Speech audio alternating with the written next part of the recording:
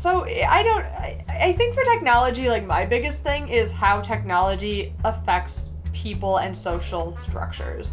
You guys probably know, like there are a ton of articles out there right now about like what our smartphone is doing to us in terms of not just like our attention span, but also like our thumbs are changing because we text so much. The way in which our brain decides to multitask is different or tries to be different but isn't really succeeding. Whatever technology is in your world is going to, by nature, affect the way the people of your world actually interact and with each other and with the technology itself. Like, I think a great example of that is actually Homestuck, because you spend a lot of time, like in the first few acts of Homestuck, just reading chat logs. Like, everybody communicates in chat logs up to a certain point, and like everybody has like these typing quirks and stuff. It's interesting when you have societies that have like this high level of technology but at the same time don't have this super high level of communication, just given where technology has gone in the last half century. Like, you have holographic communication, which most of the time doesn't go beyond a glorified phone call.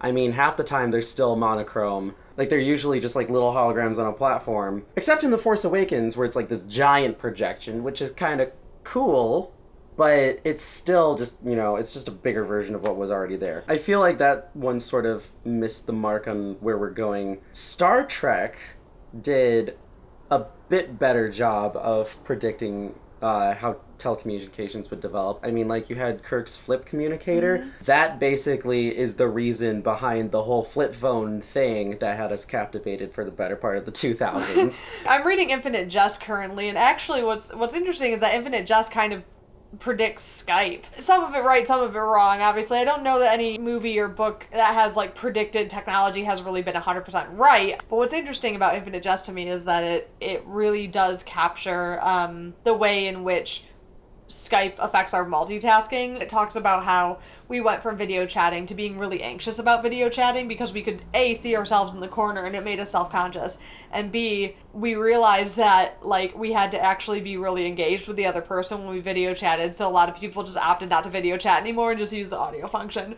Things have been like predicting video chatting since like way early in the 20th century. Like, video phones were supposed to be like right around the corner for the longest time, and then when they finally got here they were kind of underwhelming. They too were like glorified phone calls too. What I can't wait for is when virtual reality predictions start catching up with reality, or the other way around. The predictions of virtual reality are very, very optimistic, and yet at the same time, like, I can't help but think of something like the Pendragon series has the reality bug, which is kind of about how virtual reality could essentially make it so that our world sort of destroys itself because all of us don't want to do anything with it anymore. And yet we need the resources to run virtual reality. As more and more like sci-fi and like sort of post-apocalyptic movies come out, the more normal it seems to have like schizotech. There will be areas of very low tech and areas of very high tech, and usually you will find like those situations intermingling. Like, you will have a desert scavenger who's got a tricorder in their hands that's giving them readouts of their environment, and at the same time, you know, you will have super rich people using these antique implements like a fork and a knife or something, and just like it's super basic. I like to look at the implications of having robots and like intelligent AI as our menial labor. Self-driving cars, for instance. I read a really interesting article the other day about like how self-driving cars could essentially force out all of these, you know, truck drivers and auto workers essentially, and then like where would these people go and what would these people do? I'm surprised we haven't seen more of that, self-driving vehicles. I mean, like, you get some of that in certain places, but in most stories it seems like all the vehicles are like driven by a pilot of some kind. It's rare that we ever see any kind of automation involved. I would actually really love to see a world in which, you know, you have the consequences of having like an entire industry being taken over by, you know, robotic labor, where the robots aren't going to kill you. Technology that we tend to see a lot, unless it's supposed to disturb us in some way, it's usually not cybernetics.